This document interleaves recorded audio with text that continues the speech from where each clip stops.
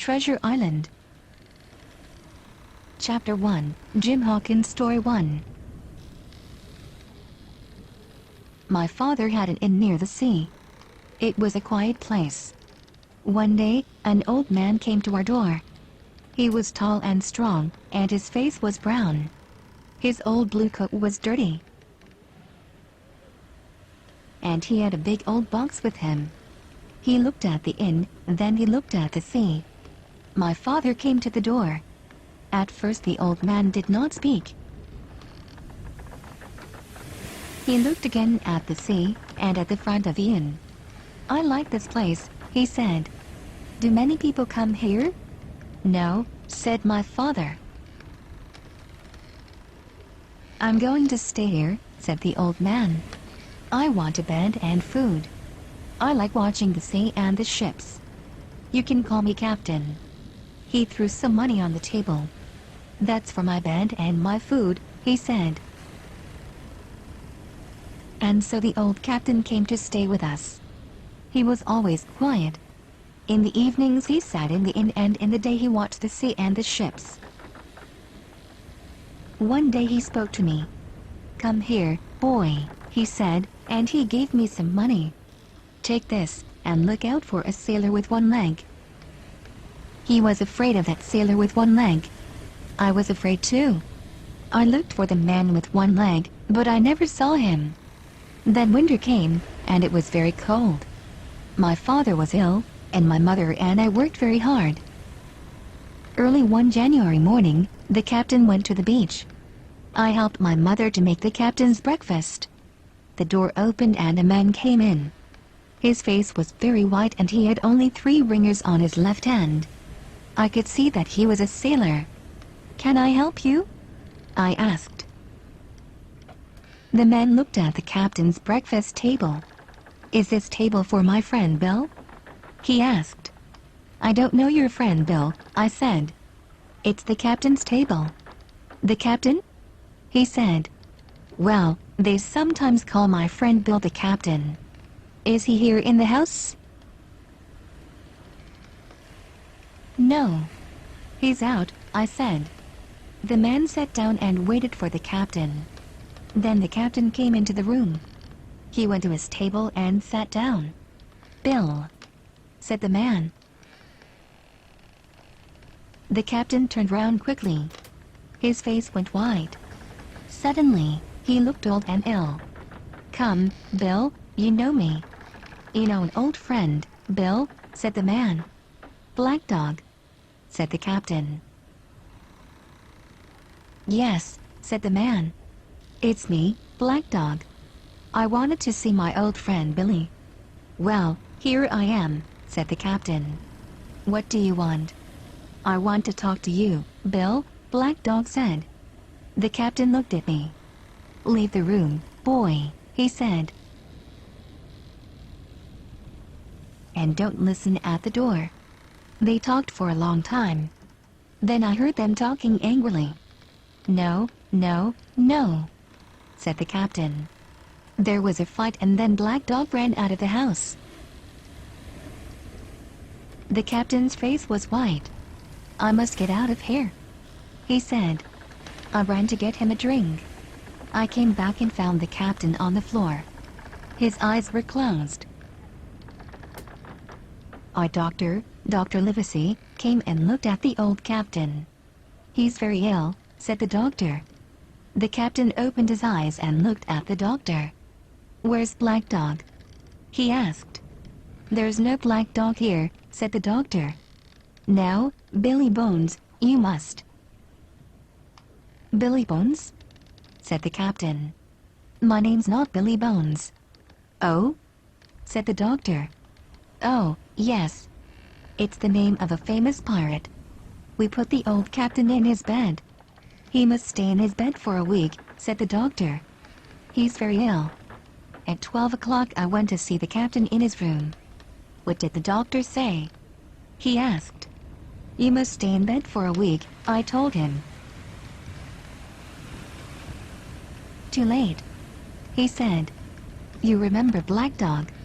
He's a bad man, but there are worse men than Black Dog." They want my old box. You must look out for sailors. You must look out for Flint's men." Then the captain closed his eyes. But I didn't look out for sailors, because my father died that night. I was too sad to think about the captain. A week later, the captain came down and sat in his usual chair. I went outside the inn and looked up and down the road. I saw another man on the road. He wore a long black coat and he walked very slowly. He can't see, I thought. The man arrived in front of the inn and turned his face to me. "Can you tell me, please, where I am?" I told him. He listened carefully. "You're young," he said. "Take my hand, my young friend, and take me inside." He took my hand. He was very strong. "Now, my young friend," he said, "take me to the captain. Quickly. I can break your arm." When the captain saw the man, he did not move. The man put something into the captain's hand and then left the inn. The captain looked at the black paper in his hand. Then he read the words on it. 10 o'clock. "They're coming at 10 o'clock, he said. "We've got 6 hours." He tried to stand up, but he was too ill. I ran for my mother, but it was too late. When we came back, the captain was dead on the floor. My mother and I went to the village, but the people there did not want to help us. They were too afraid. Our friend the doctor was away. Nobody could help us. "I must get my money from the captain's box," my mother said. "It's our money." We opened the box. There were some old coats and shirts and a bag of money. My mother began to take the money. "Quickly," I said. "It's nearly 10 o'clock. It was a cold night and very quiet. Suddenly, I heard a sound on the road. Then I heard someone stop outside the inn. We waited, but then everything was quiet again. Nothing moved. "Quickly, Mother," I said. "Take all the captain's money." "No," she said. "I don't want it all." Then we heard someone again, outside the front door. "Let's go without the money," my mother said. I took an envelope from the captain's box. "I'm going to take this," I said. We left the inn very quietly through the back door. We heard men running along the road to the inn. We stopped behind some trees and watched the men. There were 7 or 8 of them, all pirates. They broke down the door of the inn and ran inside. "Bill's dead," someone said. "Open his box," a second man said. "The money's here." "Flint's map." "Where's Flint's map?" "We can't find it." "It's not here." "It's those people at the inn. It's that boy. The boy's got the map." "Find them, boys." The men moved quickly. They looked into every room in the inn. "Listen," one of them said. "Someone's coming. We must run." "No, find the boy. He's near here somewhere, I know." Then I heard a gun. The pirates heard it too, and began to run. We waited for a minute or 2 and then we went back to the inn. What did the pirates want? A man from the village asked me. Did they find the captain's money? "Yes," I said. "But I think they wanted this." I showed him the envelope.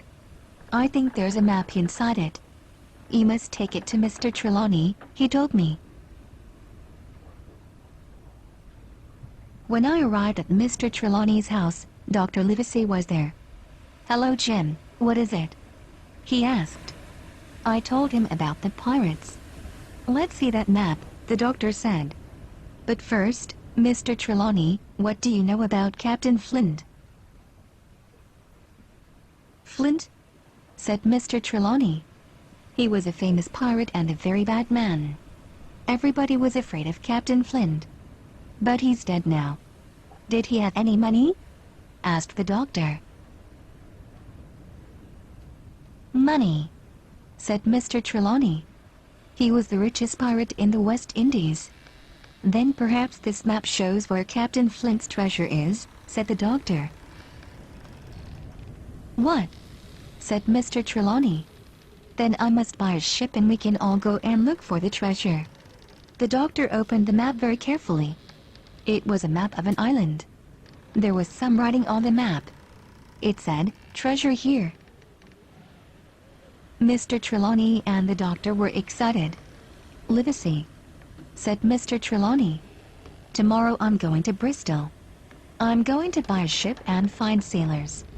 Jim, you and Dr. Livesey are going to come with me to look for the treasure."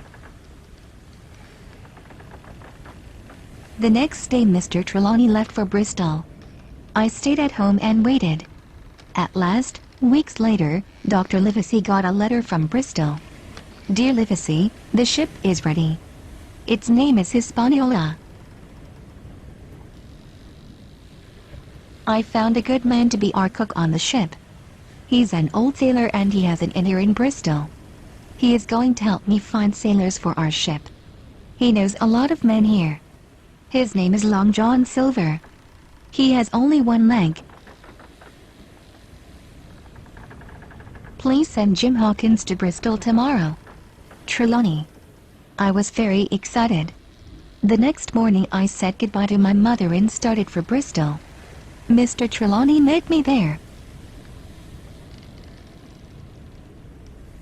"When do we sail?" I asked him. "Sail?" he said. "We sail tomorrow." I had something to eat. Then Mr. Trelawney gave me a letter for Long John Silver at the Spyglass Inn. There were a lot of sailors in the Spyglass Inn. I looked round and saw a tall, strong man with one leg. "He's Long John Silver," I thought. "Mr. Silver, sir?" I asked. "Yes, that's my name." "And who are you?" I gave him the letter and he took my hand. Suddenly, one of the other men in the inn jumped up and ran to the door. I knew him. It was Black Dog. "Stop him," I said. "Stop him. It's Black Dog." "Harry," said Silver, "run and catch that man." A man got up and ran after Black Dog. Long John Silver turned to me. "Who is that man?"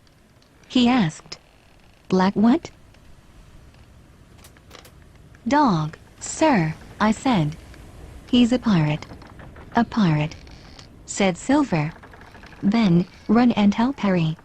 You can catch him." But Ben and Harry came back without Black Dog. "We lost him," they said. "Well, what is Mr. Trelawney going to think?" said Silver. "You know, Jim, we did try to catch him. And nobody in the inn knew that he was the pirate Black Dog. Now, Jim, come with me. We're going to see Mr. Trelawney." Long John Silver walked with me to meet Mr. Trelawney and Dr. Livesey. He told them about Black Dog. Mr. Trelawney listened carefully, and then said, "Well, we can't do anything about Black Dog now. John, tell all the men to come to the ship this afternoon." The doctor turned to me. "Come and see the ship, Jim," he said, "and meet our captain, Captain Smollett." So we went to the Hispaniola.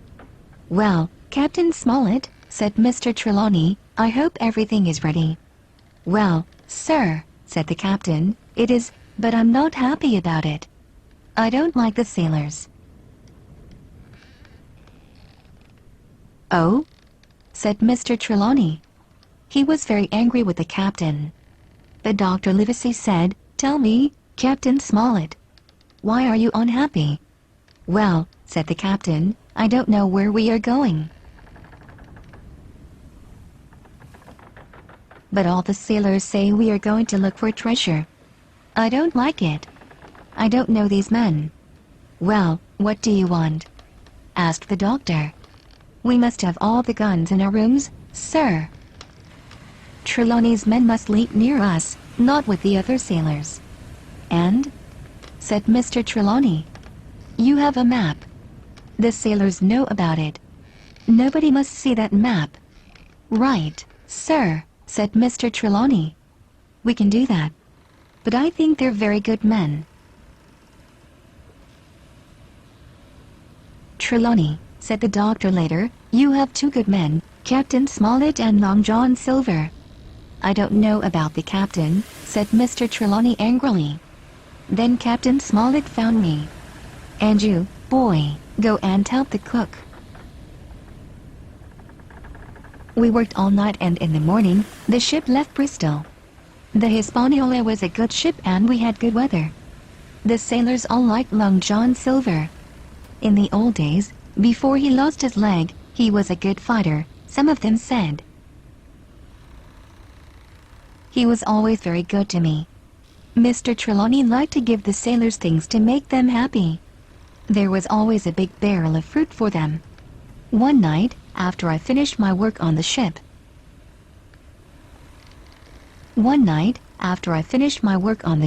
I went to get some fruit from the barrel.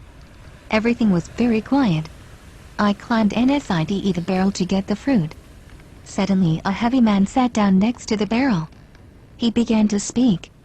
It was Long John Silver. I stayed very quiet. Yes, he said. Flint was our captain.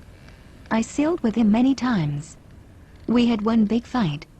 I lost my leg and old Pew lost his eyes. I saw a lot of fighting and a lot of treasure too. Ah, said a younger man. Flint was a bad man. And where are all Flint's men now? Most of them are here, said Silver quietly, on this ship. Old Pew's dead. And you, young man, do you want to help us? Do you want to be a pirate? Yes, I do. Good, said Silver. You're going to be a good pirate. Then a second man spoke to Long John Silver. It was Israel Hands. I don't like our captain, John, he said. Let's kill Smollett and the others. No. We must wait. We must have Captain Smollett to sail the ship, said Silver. And Mr. Trelawney and the doctor have the map. Let them find the treasure first. Then we can kill them. Now get me some fruit from this barrel. I was very afraid. But then someone said, land. Everybody ran to see the island. I waited for a minute, then I climbed out of the barrel and ran too. The ship was now quite near an island. Does anybody know this island? Captain Smollett asked. I do, said Silver. There were a lot of pirates here in the old days. That hill in the center of the island is called the Spyglass. Then Captain Smollett showed Silver a map of the island. Silver looked at the map very carefully. But it was not Billy Bones's map. It did not show the treasure. I went to Dr. Livesey. Can I speak to you, please, Doctor? I said. What is it, Jim? He asked. Then I told the doctor, Mr. Trelawney and Captain Smollett about Long John Silver. Most of the sailors are pirates, I said. They want to kill us and take the treasure. Thank you, Jim, said Mr. Trelawney. And Captain Smollett, you were right. I was wrong. I'm sorry. Silver is a very clever man, said the doctor. We all liked him. What are we going to do, Captain? Asked Mr. Trelawney. The next morning we arrived at the island. I remembered Billy Bones's map. I know there's a house on the island, I thought. But I can't see it from here. The sailors wanted to leave the ship, but Captain Smollett said, Tell the men they can go to the island this afternoon. What are we going to do? Asked Mr. Trelawney. We must think quickly. 3 of the men on the ship, Hunter, Joyce and Redruth, were Mr. Trelawney's men. He told them about Long John Silver and the pirates. And he gave them some guns. Then he spoke to the other men, the pirates. "Men," he said, "it's a hot day and we're all tired. Take a boat and go to the island. You can come back this evening." The pirates were happier. 6 of them stayed on the Hispaniola and 13 got into the small boats to go to the island. I quietly got into one of the boats too. We arrived on the beach and I ran away from the pirates. Long John Silver saw me. "Jim, Jim," he said, "come here." But I did not listen to him. I ran into the trees. I walked about for a time, then I heard the pirates talking angrily. There was some fighting, and one man died. He didn't want to help them, so they killed him. I thought, they're bad men. I ran and ran. How can I get back to the ship? I thought. The pirates are going to kill me too. I climbed the hill. Suddenly I saw a man. Who's this? I thought. He isn't one of our men. Nobody lives on this island. I began to run back to the beach, but I was tired and the man ran very quickly. I stopped and took out my gun. The man carefully came out of the trees. "Who are you?" I asked. "I'm Ben Gunn," he said. "I live here. The pirates left me on this island 3 years ago." "What's your name?" "Jim," I told him. "Well, Jim," he said, "I'm a very rich man. But tell me, who came in that ship? Is it Flint's ship?" "No, it isn't. Flint is dead," I said. "But some of his men are on the ship." Not a man with one leg?" "Silver?" I asked. "Yes, Silver," he said. "Are you a friend of his?" "No, I'm not," I answered. And I told him everything. "Is Mr. Trelawney a good man?" Ben asked. "Perhaps I can help him." "Yes, he's very good. And I think he can help you too." "Good," said Ben Gunn. "But can you help me now?" I asked. "I must get back to the ship." "I've got a little boat," he said. "You can use it tonight." Suddenly we heard the sound of guns. "Listen! They're fighting," I said. We ran to the beach. We heard more guns, then everything was quiet and a flag went up above the trees.